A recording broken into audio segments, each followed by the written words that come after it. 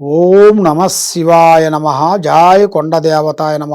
కుర్రో కుర్రు వనదేవత సమ్మక్క పలుకు, సారలమ్మ పలుకు, వనదేవత పలుకు, జాయ్ కొండ దేవత పలుకు. 2026 జనవరి మాసం మేషరాశి ఫలితాలు. ఈ మేషరాశిలో ఉండవలసిన వాళ్ళందరికీ అదృష్ట బలము, జీవిత బలము, స్థాన బలము, పూజ బలము, యోగ బలము. మరి ఇలా జాతక యోగాన్ని పెట్టి చూసుకుంటే ఈ మేషరాశిలో ఉండవలసిన వాళ్ళకి నూతన సంవత్సరము 2026 నూతన సంవత్సరం అందరికీ శుభాకాంక్షలు. మరి ఈ నూతన సంవత్సరమున ఈ మేషరాశిలో ఉండవలసిన వాళ్ళకి అదృష్ట గడియలు ఎప్పటి నుంచి ఎప్పటి వరకు బాగుంటున్నాయి, మరి ఎప్పటి నుంచి ఎప్పటి వరకు వాళ్ళ జాతక యోగం అనేది మార్పులు అనేది రాబోతున్నాయి అనేది చాలామందికి చాలా సందేహాలు ఉన్నాయి. మరి అధిక ఖర్చులు ఎక్కువగా కనబడుతున్నాయి ఈ సంవత్సరంలో. అధిక ఖర్చులు, అధిక పనులు, మార్పులు ఎక్కువగా కనబడుతున్నాయి. మార్పుడు అంటే ఇప్పుడు చేసే పని కాకోకుండా మళ్ళా కొత్త పని చేయటం, కొత్త వ్యాపారాలు బిగిని చేయాల్సిన యోగం కూడా ఇలా జాతక యోగంలో చాలా వరకు కనబడుతుంది.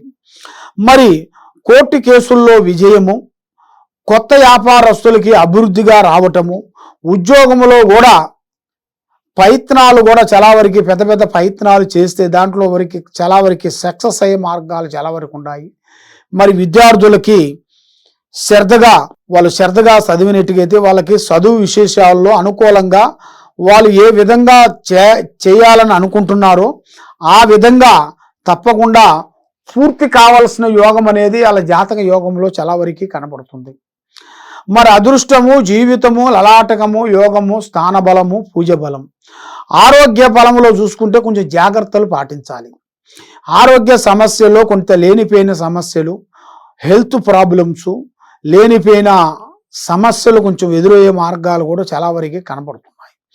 మరి బంధువు మిత్రులతో కొన్ని గొడవలు, సికాకులు, ఇబ్బందులు, కొన్ని ఎదురొచ్చే మార్గాలు కూడా చాలా వరకు కనబడుతున్నాయి. మానసికమైన ఒత్తిళ్ళు ఎక్కువగా ఉన్నాయి.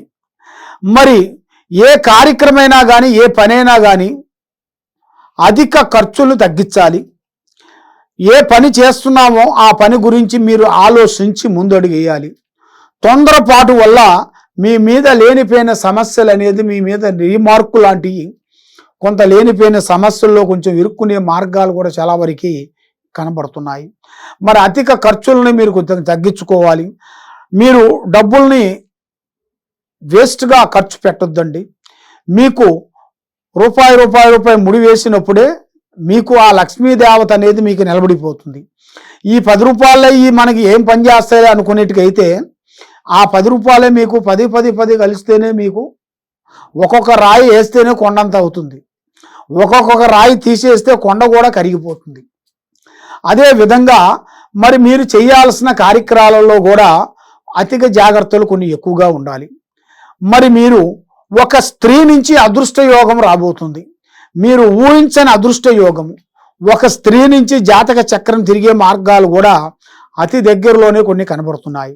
కాబట్టి మీరు ఏ కార్యక్రమం చేయాలనుకుంటున్నారో, ఏ పని చేయాలనుకుంటున్నారో ముందే మీ పని కానీ, మీ ప్లానింగ్ కానీ, ప్రాణము లాంటి స్నేహితుడు కానీ, మిత్రుడు కానీ, బంధువు కానీ ఎవరికి చెప్పి చేయొద్దు. పని అయిన తర్వాత చెప్పుకోవాలి. పని కాకముందు ప్రాణము లాంటి స్నేహితుడు కానీ, మిత్రుడు కానీ, బంధువు కానీ ఎవరికి చెప్పారనుకోండి దాంట్లో అంత నష్టపోయే మార్గాలు చాలా వరకు కనబడుతున్నాయి. ఎక్కువగా స్నేహాలు కొన్ని తగ్గించాలి. ఏ పని చేసినా, ఏ కార్యక్రమం చేసినా రేపు చేయాల్సిన పని కానీ, ప్లానింగ్ కానీ ఈరోజు చెప్పి చేయొద్దండి. దానివల్ల లేనిపోయిన సమస్యలు కొన్ని ఎదురొచ్చే మార్గాలు కూడా చాలా వరకు కనబడుతున్నాయి. కాబట్టి మీరు ఏ దేవుణ్ణి పూజించినా, ఎక్కడికి పోయినా కూడా భగవంతుడు కృప లేనిది మనం ఏం చేయలేము. దైవ యత్నం అనేది చాలా గొప్పది. కాబట్టి ఆ దైవ యత్నం అనేది మనం చేయాలనుకున్నప్పుడు మీరు చేయాల్సిన దైవ అనుగ్రహం అనేది, ఆ భగవంతుడు కృప అనేది చాలా గొప్పది. కాబట్టి మీరు చేయాల్సిన పూజా బలంలో చాలా వరకు జాగ్రత్తలు తీసుకొని దాన్ని కంటిన్యూగా చేసుకుంటూ వెళ్ళాలి. మరి ఈ రాశిలో ఉండవలసిన వాళ్ళకి దక్షిణామూర్తి ఆరాధన చేయాలి. దక్షిణామూర్తి ఆరాధన చేసిన దానివల్ల మీ మీద ఉండాల్సిన అష్ట కష్ట దరిద్ర దోష నివారణ అనేది తొలగిపోతుంటాయి. మనసు బాగుంటుంది, లక్ష్మి నిలబడుతుంది, చేసే కార్యక్రమాలు ముందుకు వస్తాయి. మరి మీరు ఏ పని చేయాలనుకుంటున్నారో ఆ పని మీకు ముందుకు రావాలంటే మీ మీద ఉండాల్సిన ఈ శని ప్రభావము, శనికేతువులు, గ్రహదోష నిబంధన ఈ ఎక్కువగా కనబడుతున్నాయి. అవన్నీ మీకు శాంతం కావాలంటే మీరు దక్షిణామూర్తిని ఆరాధించి ఆయన పూజాబలం చేసినట్టుకైతే తప్పకుండా మీలో ఉండాల్సిన అష్టకష్ట దరిద్ర దోష నివారణ తొలగిపోతుంది. కాబట్టి మీరు ఎక్కడెక్కడో పోయి జ్యోతిష్యం చెప్పించుకొని నిరాశ చెంది ఉన్నారు కాబట్టి మీరు చాలా ఇబ్బంది అవుతున్నారా?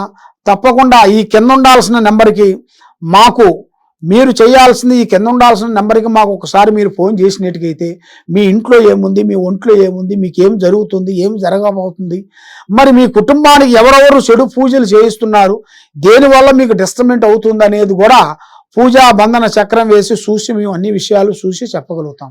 ఏ సమస్యకైనా కూడా ఒక పరిష్కారం మన దగ్గర దొరుకుతుంది. కాబట్టి మీలో ఉండాల్సిన పరిష్కారం మీకు తెలుసుకోవాలనుకుంటే తప్పకుండా మమ్మల్ని సంప్రదించండి. సర్వే జనా సుఖినో భవంతు. ఓం నమః శివాయ నమః.